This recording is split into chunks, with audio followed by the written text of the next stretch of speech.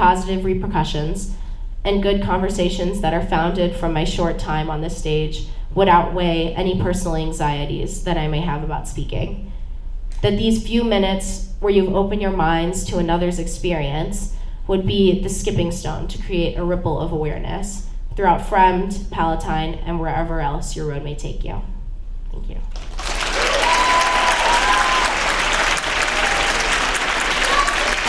Up next is Ali Serena.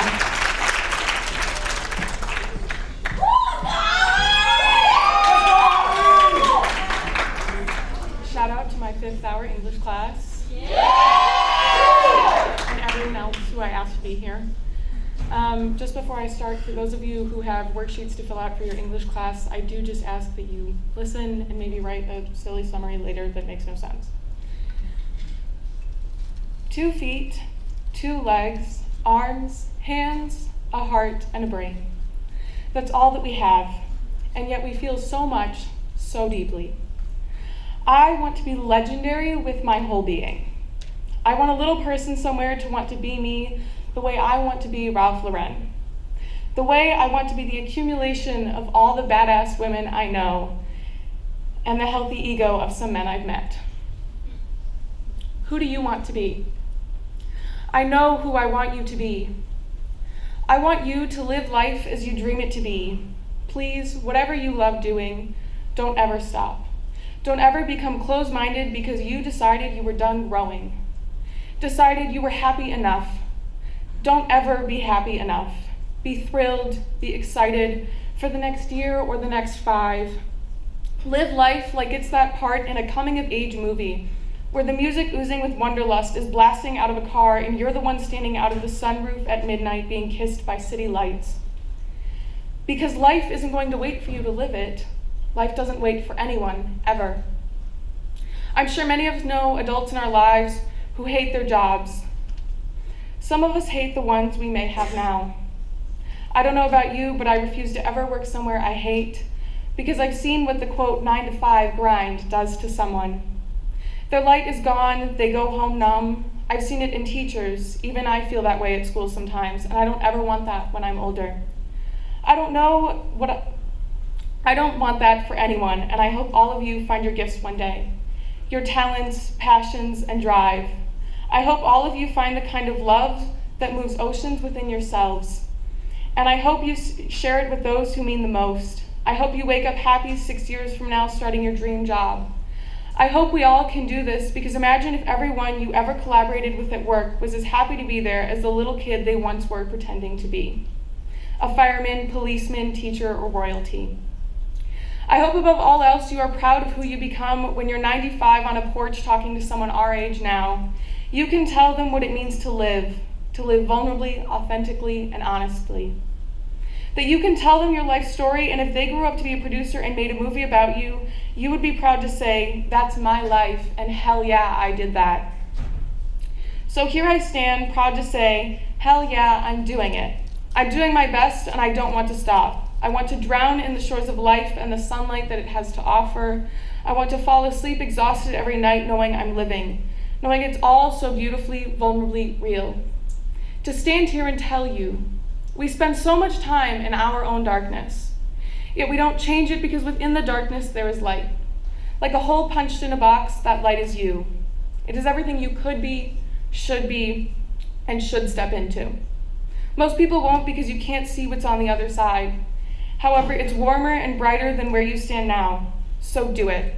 Whatever calls you, step forward and do it, and light the world on fire with it. Yeah!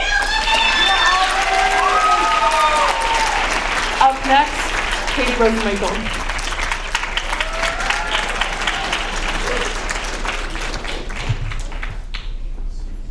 I just want to give a quick shout out to my comrades in Mr. Schaefer's English class. Colton is my best friend. He's loyal, dependable, and maybe a little needy. If I fail to give him enough attention, he'll flick on the check engine light. If I push him a little too hard for too long, he'll make me stop and get gas. If I press the brake a little too hard, he'll shudder, but he never fails to get me where I need to go. Colton is a 2010 gray Honda Accord with some scrapes in the front right bumper and dirt streaked across all four sides. Colton has suffered through first my father driving him, my two older brothers, and now me. But he has never let up. Colton is a car I road tripped in as a child and later learned to drive in. He's the first car I drove into another car and then drove it to work in to pay for that accident. Colton has permanently damaged subwoofers that make the entire car shake if the volume is above 12, and a trunk full of tennis rackets even though no one in my family plays. Hanging from the mirror is a cross, and in the cup holder there is not one, but 2 rosaries, a prayer card, and a bottle of holy water. Colton's radio system plays songs with heavy bass the best and will never play country music. Colton hates country. He loves the hot summer days when I open the sunroof and we go for long rides together picking up friends. Colton also loves the rainy nights when my friends all crowd in and sit in the parking lot at Daisy's ranting about our days. Colton is my ride or die, quite literally. Colton is the car that I drive to every swim practice knowing how much it's going to hurt. Colton is the car I drive home from swim practice in pain in. Colton, most importantly, has kept my friends and me safe. He's only gotten me pulled over once, and it's because I accidentally turned on the wrong lights when I went to hit the turn signal. I can't believe Colton betrayed me like that. Colton is cool but modest, you know, like your average Honda. Colton sports sleek gray paint and not a single bumper sticker. Kim Kardashian is known for saying, "Honey, would you put a bumper sticker on a Bentley?" And Colton is my Bentley. Colton is rougher on the edges and determined and hardworking. Colton isn't the strongest or prettiest car, but he gets the job done no matter what. And for that, I love him.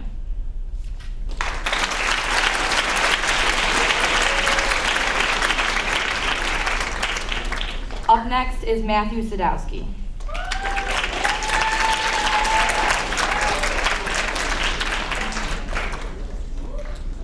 We'd just like to shout out my 5th period English class over there. This is a very important message, what I'm about to read, and it involves suicide, mental health awareness, and things like that. What have you done to make someone happy today? This question has stuck with me since the day of my grandmother's passing. This year is the 10th anniversary of her death from brain cancer in 2009. She always had a positive impact on everyone in my family. I rarely saw her upset, and she's the grandma that everyone would want in their life. When she died, I felt as if the whole world was falling apart. Negativity and sadness were everywhere. People were still struggling from the 2008 recession, and some people have become so stoic and mute to the point where you would question not whether they are human. What is causing this, and are we evolving into antisocial beings? There's a reason for it, and we must have a dialogue about it. My generation. Generation Z has faced many mental health issues when compared to previous generations, mostly from the loss of life from many multiple shootings across the United States. We're the least happy generation in the millennials and baby boomers. And how do I know? Well, if you look at the statistics and compare, you'll find that many of the previous generations don't have as many hardships as we do, or at least they didn't talk about them. This brings me next to my next point. Human interaction is vital. We're so glued to our phones all the time, which limits sociability. Humans need to socialize. It's part of how we, became here and how smart we are today. In 2019, Cigna, an insurance company, conducted a nationwide study that reported 2 in 5 Americans aged 18 older and answered that they, quote, sometimes or always feel isolated from others and that their relationships are not meaningful, end quote. Cigna stated that we're facing an epidemic of loneliness, 50% of the participants to be exact. It should be noted that negativity plays an enormous role in human interaction, and it must stop. It's like a virus that affects everyone. And it manifests in your mind and takes over on your behalf. Our generation, among others, has the highest suicide rates. I don't think handing out prescriptions will help everyone, but happiness will. Happiness is a drug that everyone needs to be mentally fit, but we're devoid of it. One of the biggest components of negativity is arguing. When people argue, they do so over the littlest things, like what to decide on what to have for dinner, while there literally are people starving across the world just to survive. Though it is true that everyone goes through hard times, it's usually temporary. Stop letting the negativity manifest in you and let your brain free itself from its shackles. Now, what would the solution be to these problems? There's one thing we can all do every day to everyone, and that is called complimenting. Cheer them up. Do something that would make them say, "You just made my day." People often remember what you say, and it leaves a positive impact on them. The key is, of course, to make them happy. It's time to change how we socialize. You can start by chatting to the random person next to you in the auditorium, or you can text the person that you haven't texted in a long time. Contact anyone for that matter and catch up with them. Reconnect with those that bring joy into your life. To end on this positive note, I have a question for everyone to think about today in this auditorium. What have you done to make someone happy today? Like as in today, not yesterday, a week, a month, or a year ago, today. Think of a simple, kind act and reflect on how it changed you and that person. If you haven't already, do it. There's one last thing I'd like to say. I challenge everyone in this gathering for a New Year's resolution to connect with people from time to time for the entirety of 2020. It's not that hard to do, and be the change for the common good for all of us. Thank you for listening and have a wonderful day.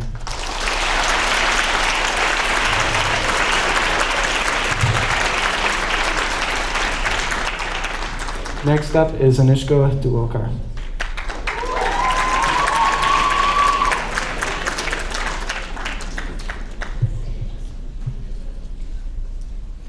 Okay, first off, I want to shout out my 5th period English class. Let's go!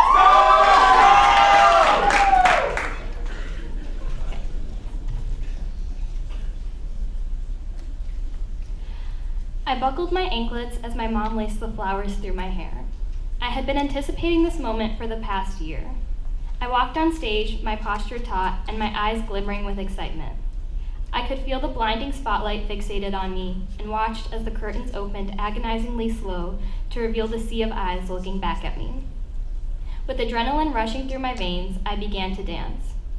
Every step felt ingrained into me, and I felt as though my heartbeat matched the rhythm of the music. My motions were crisp yet fluid, each expression depicting an emotion of a character, and each hand gesture portraying a certain object or animal. With a final pose and bow, the audience broke out into applause as a rush of exhilaration and euphoria washed over me. For the past decade, one thing that has remained constant in my life is my love for Bharatanatyam. Dancing gives me a way to express myself, stay connected with my culture, and bond with people who share my passion. Once I'm on stage, I take on the role of a whole new character, and for those few minutes, I'm able to forget about other worries in my life, such as homework or upcoming tests. This form of South Indian dance also comes with traditional costumes and classical music that link me to my culture. I look forward to every Sunday morning when I can wear a cute Indian dress, let loose, and do what I love most. Although an hour long, each practice feels like only a few seconds when I'm lost in the rhythm of the music and the gracefulness of the movements. As a first grader, I recall putting on shows for my family after practicing Bollywood songs with my sister all day. Since I adored the actresses from Indian movies so much, I'd copy their steps and choreograph my own dances. After a couple months of this, my mom recognized my love for the art and enrolled me in a small class near my neighborhood. As excited as I was, my fear of making a mistake made me nervous and shy. At first, my movements were clumsy and I felt insecure and awkward doing the steps. When my classmates would catch on to the steps we learned quicker, I'd feel discouraged and disappointed in myself, but diligently prepare so that I could be perfect for the next class.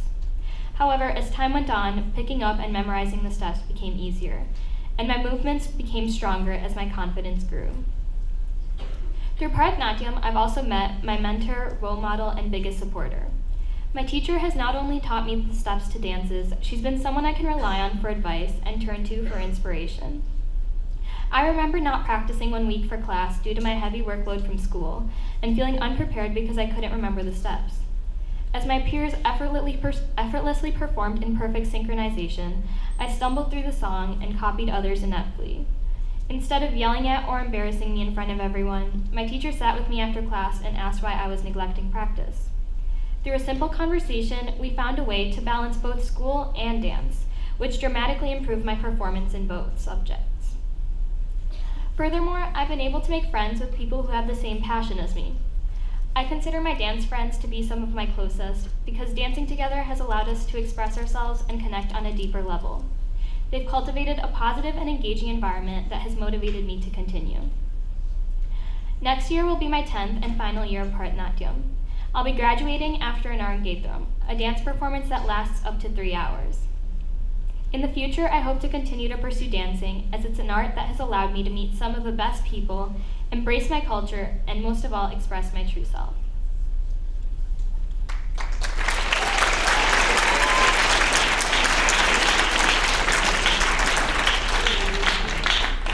Next up is Jack McGinn.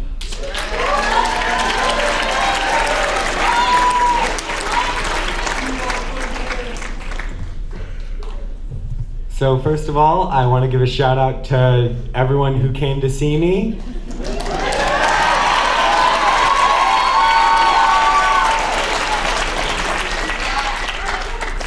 So my story is called The Adventures of Woodrow and Ferdinand.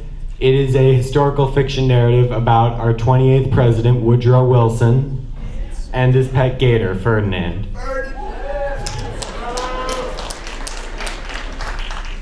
Woodrow Wilson, or POTUS 28 as he liked to be called, was lounging around at Chateau POTUS, the White House, watching his favorite movie, The Birth of a Nation. Suddenly, his pet alligator Ferdinand walked in. He began making alligator noises. "Oh no," said Woodrow, "I better take him for a walk." He paused the movie and got Ferdinand's leash. They began to walk through Washington. On the way, they encountered protesters from the women's suffrage movement. "Give us the right to vote, Mr. President," they shouted. "We've waited long enough." "There'd have to be a world war before that happened, and it's POTUS 28 to you," said Woodrow. He continued to walk Ferdinand. Suddenly, a man dressed in all red jumped out and scared him. "Ah," said Woodrow. "Hey, red guy, you scared me. Sick him, Ferdinand." He let go of Ferdinand's leash, and Ferdinand chased him through Washington. He came back with the man's wallet, which had over $100,000 in it.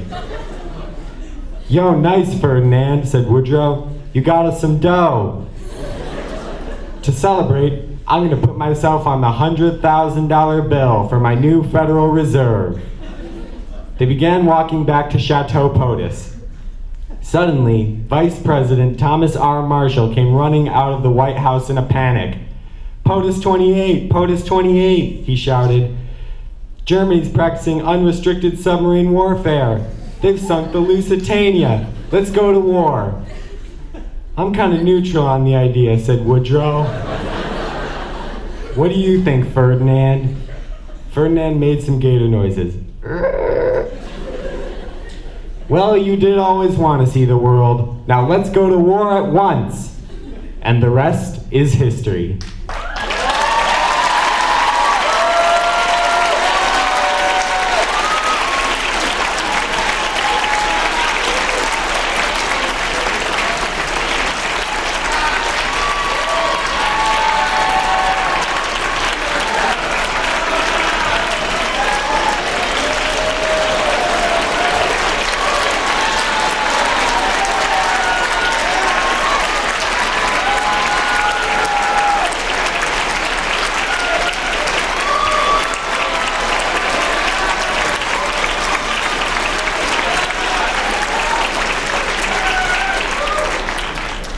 All right, up next, I have the honor of introducing Megan Forrest.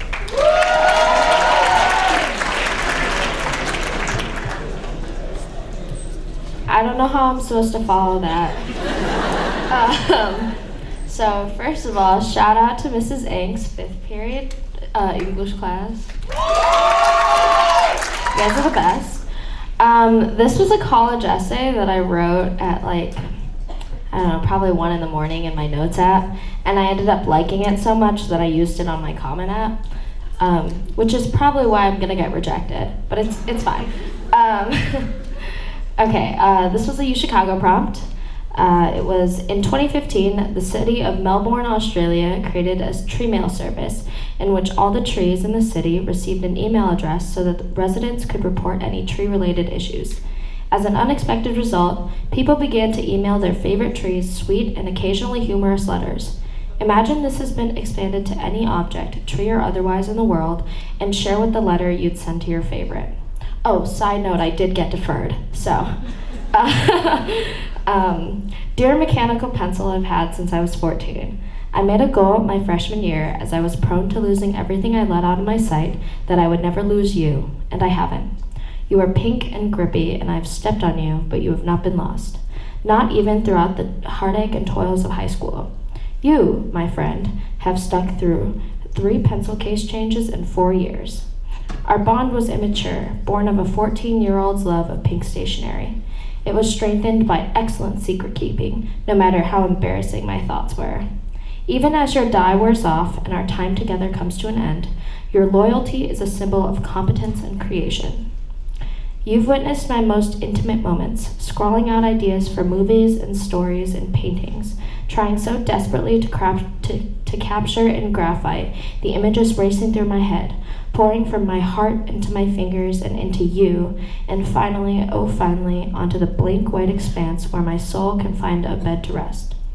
You've watched me work my way through Hemingway and Dostoevsky, circling the words I didn't know to remind me to look them up later. As I Googled the meanings of equanimity and tumult, you didn't judge, you just watched, quietly tucked behind my ear. You taught me that there is no shame in a lack of knowledge, only shame in remaining idly in one's ignorance. I applaud you, as no other means, neither a keyboard nor oil paints, can capture my ideas in as raw a medium as you can. There is such freedom present in a pencil drawing, even a splash of acrylic or a smear of charcoal cannot compare to your glory. Sometimes when I find myself remembering my box-dyed, red-haired, naive freshman year self, so head over heels in love with the idea of perfection, I stare at you in all your pink, imperfect plastic glory, and I remember that I chose you, and you, in return, gave others the opportunity to see what lies inside my mind. You reassure me in my darkest moments that my worth has no ties to my exterior, but rather my potential to create something new in a world hell-bent on consumption. You quell my petty insecurities as I can look at something I've created and know whatever I just made was not in the world before I decided to put it there. As someone who has struggled with self-esteem issues my whole life, this lesson is invaluable to me. Your grip is permanently stained gray, and you have a crack down the middle from when I was frustrated in math and squeezed just a little too hard, but your capability to solve the world's problems is still vast. You taught me many lessons, but the best one, the one that stands out in my mind, is that I have the 1 in a million ability to create new things, and therein lies my true worth. Whatever I can create is representative of my value, more than my looks or what I wear. From my brain, you've created my most precious items, my works of art. You've made lists, stories, drawings, tangible items that make my neurons sing. Thank you, my wonderful mechanical pencil, for showing me what I can do in a world so set on convincing me to cease my creation.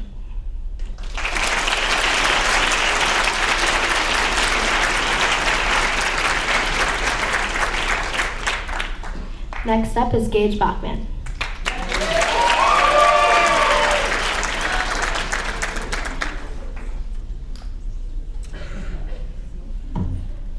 Shout out to Mrs. Angst's 5th period creative writing class. Thanks. I would like to open before my piece with a statement that my mom has told me many times. When you put a nail into a wall, and you can take it out, you can put a picture over it, but there will always be a hole. And the piece that I'm going to read for you today reminds me all the time that the subject is going to always be a hole in my heart and my soul. So, what are you doing here? said the random white stranger to my 2 younger brothers as I was walking with them on our way home from a park just 2 blocks from my house. "This isn't your neighborhood," he said.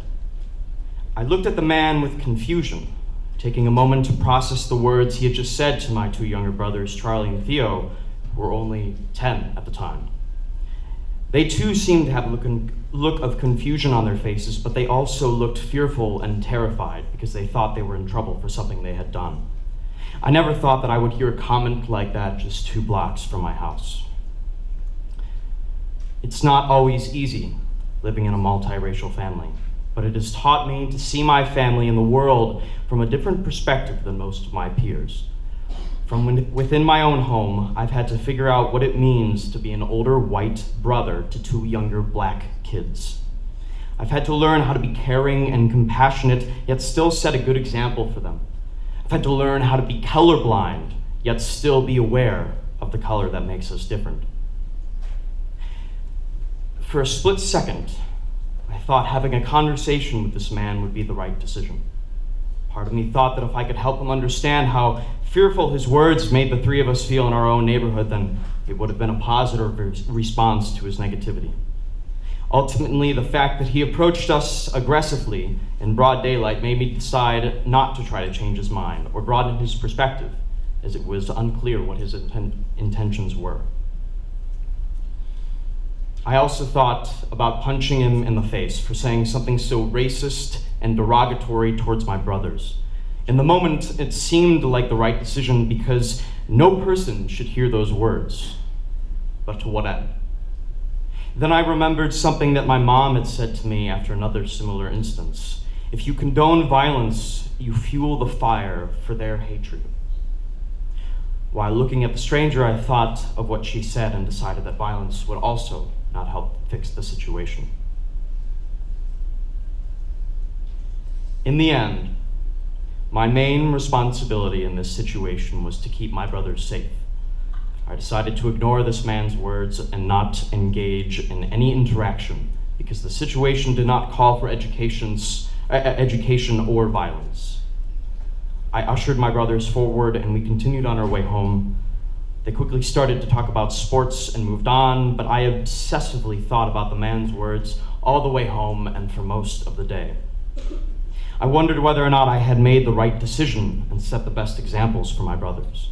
This is something that they will encounter for the rest of their lives, and even though it did not affect them at the time, simply knowing that ignorance and racism existed in our neighborhood was an eye-opening experience for me.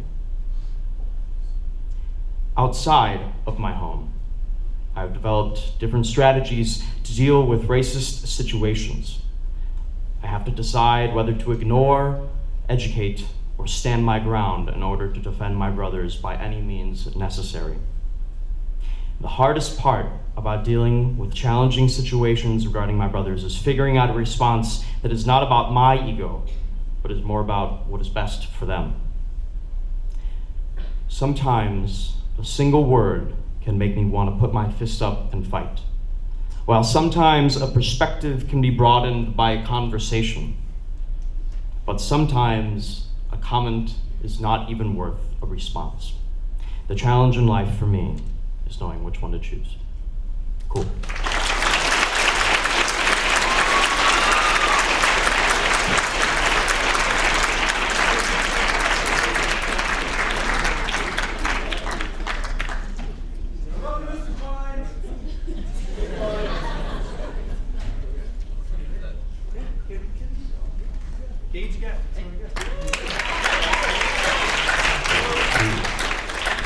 So this piece I actually read for Writers Week my freshman year.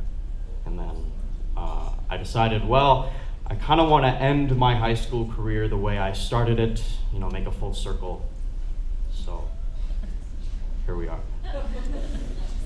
This poem is 15 seconds long, so it's not going to take a long time. It's called A Winter Painting.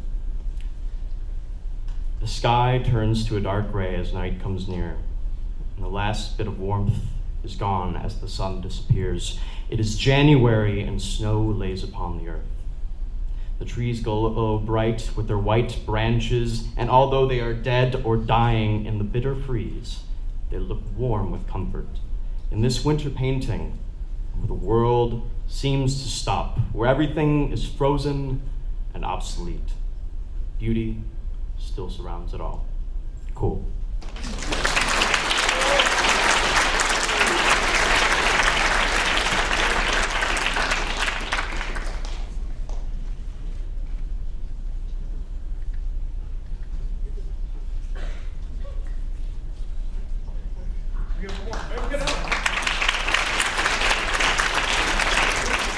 This is unedited and kind of terrible, but it's called The Days Are So Very Short. The days are so very short. There's such little time between hours and such immense space between days. What a conundrum to be in, constantly waiting for the next day, but watching the hours fly past. It's like I can't count to 24, at least not in a way that matters, and that makes my head spin like no liquor or substance can. It makes me look upon the weeks that passed without me knowing and wonder, as if I'm in a dream, except instead of the school bully laughing at me because I'm not wearing pants, time is laughing at me, wasting my life worrying about things I can't control and people who don't think about me anymore. I wish hours lasted as long as they did before, when I hadn't realized the cruel shortness of life. Maybe I'd laugh harder and spend more time falling off skateboards and scraping my knees. Instead, I sit, entirely afraid, both of wasting time and having too much of it. The days are very short.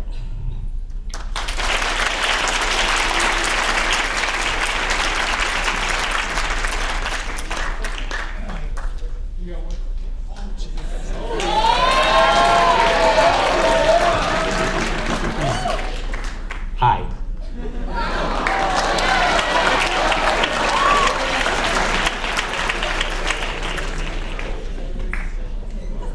Can we clap it up one more time for everybody? Thank you. I'm going to open up the questions for anybody who would like to do. Yeah, right here. Question for Jack. What inspired that? How did you think of that? So Jack, what inspired that? What made you think of it? Here, let's get into the mind of Jack. So, I was thinking about, if you didn't know, I have a huge love for history, especially American history. So I picked one of the presidents, and the one I kind of knew the most about was Woodrow Wilson. So I decided to write a story about him, and I figured it probably wasn't funny enough on its own, so I decided to add like something else funny, and that's where Ferdinand was born.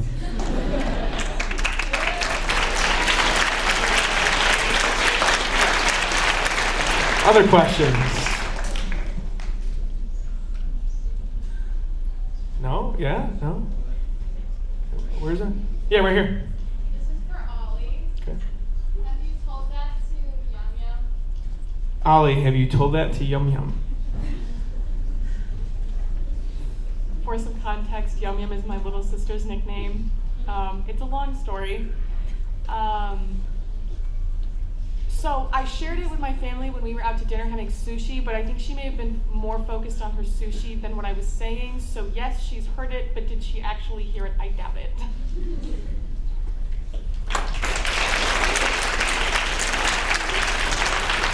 Yeah, up top, right there, Sizer. Yeah. Okay, so who is your biggest inspiration for everybody? I'll give you a second to let it marinate. Think on it. I like the questions that address everybody. I think that's an awesome one. That's great. Yeah, thanks, Sizer. Gage, are you ready? Oh, we'll go start down there. Matt, are you ready? Who wants to start? You got it? All right, there you go. So my inspiration has been many things, but recently it's been my mom.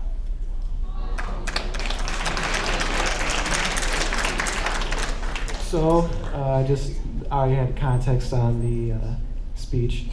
My grandmother is my inspiration. She helped me write this fully. Once I heard, in junior year about, the news, I am not going to say any names, but one of our students took their life, and it just hit me very personally. And that's what motivated me to write this. And As I was writing this, I heard the second part, and that just made me fully committed to it. So everyone, basically, who struggles is part of what helped me write this.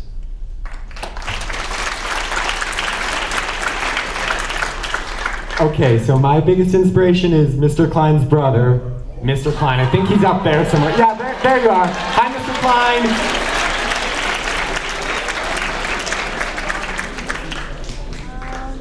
I'd have to say my inspiration is my mom, because she enrolled me in my dance class, and she basically told me to write about it, because yeah, I don't know.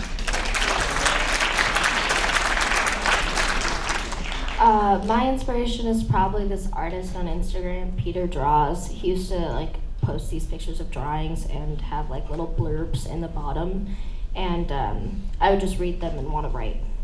Yeah.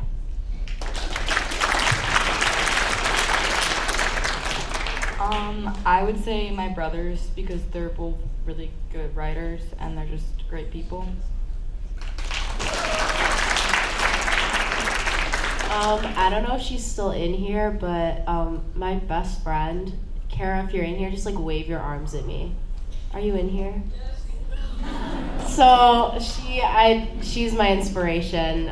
She's just she's always been there for me and kind of backed me up on this. And she read this before I went up there and read it, and she just really motivated me and pushed me to go and get up there. So love you, Kara.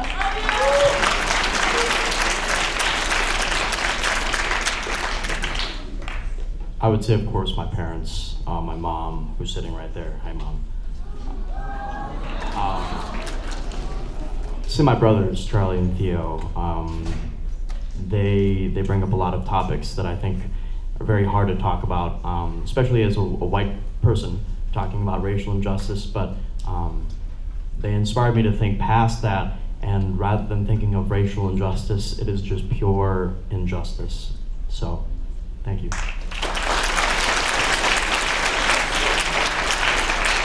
I think we are about out of time. I'm just going to say one more thing. Look how awesome this poster is.